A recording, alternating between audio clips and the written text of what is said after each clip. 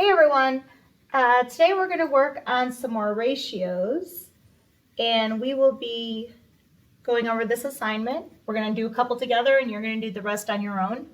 So we are going to talk about comparing quantities using ratios. So let's get started. A few things first, we've got some notes. Make this a little bit bigger. A ratio is a comparison of two quantities. So we're just comparing two things. In our first example, we have clouds and stars. So if I look at the sentence, there are how many clouds and how many stars? So you're going to count those up.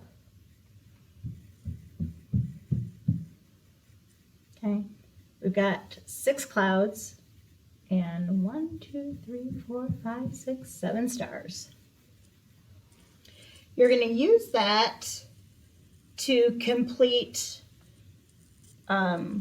this expressing ratios part.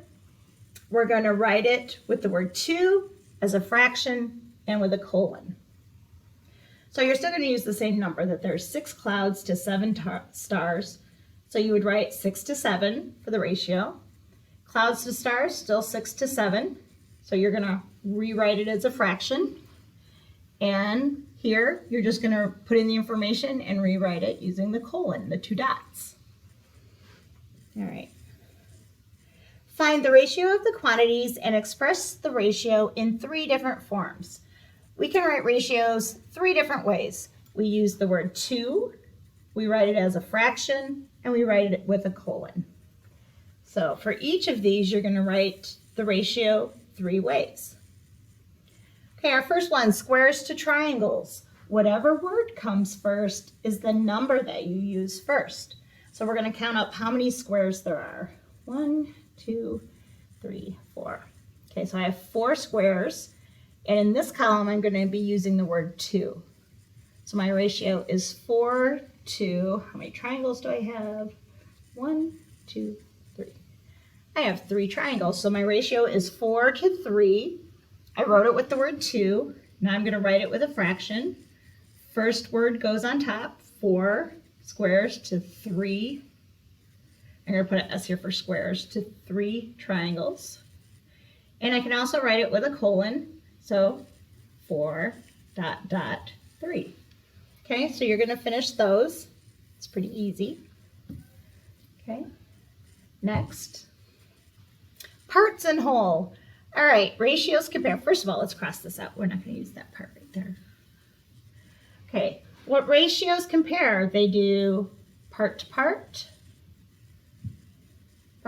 comparisons.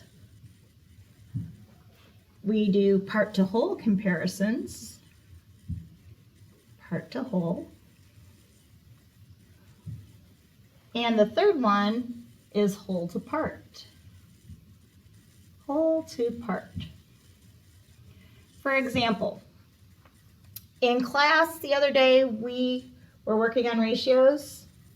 Let's go down here to the bottom for a minute. We were working on ratios and the question was, let's see, what is the ratio of students wearing jeans to students with no jeans? All right, so to do a ratio comparison to like this, first we need to know how many students, what is the total number of students in class? Total number of students. And then we want to know how many are wearing jeans and how many are not jeans, so no jeans. If you're wearing warm-ups or skirt, no jeans. All right, so let's say there were 20 total students in class that day.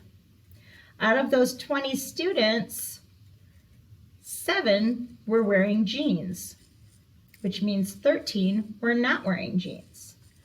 All right, so we have, we're going to write the ratio 3 ways. Jeans to no jeans.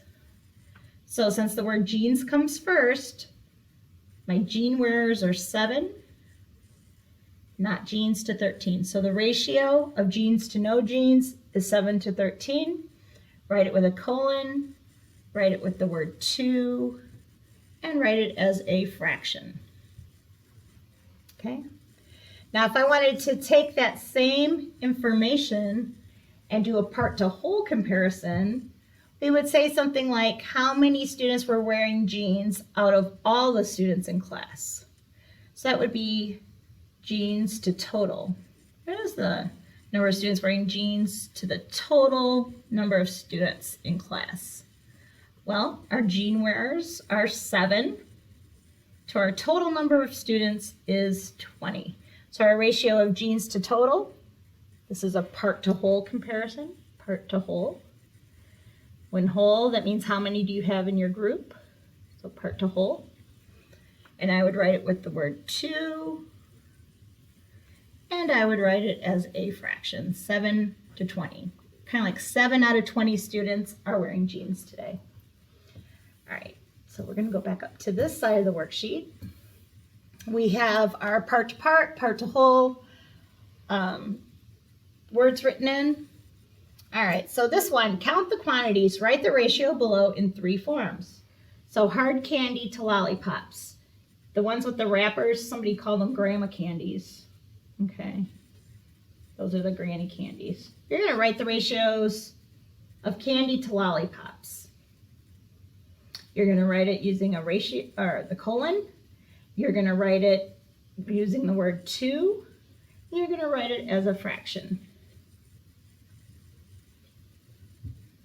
Okay, and fraction would be hard candy comes first and then lollipops. Same thing with part to whole, hard candy to all candy. You're going to write it with a colon. You're going to write it with the word 2, and you're going to write it as a fraction. I'm just going to write fract. Same over here. Write it 3 ways.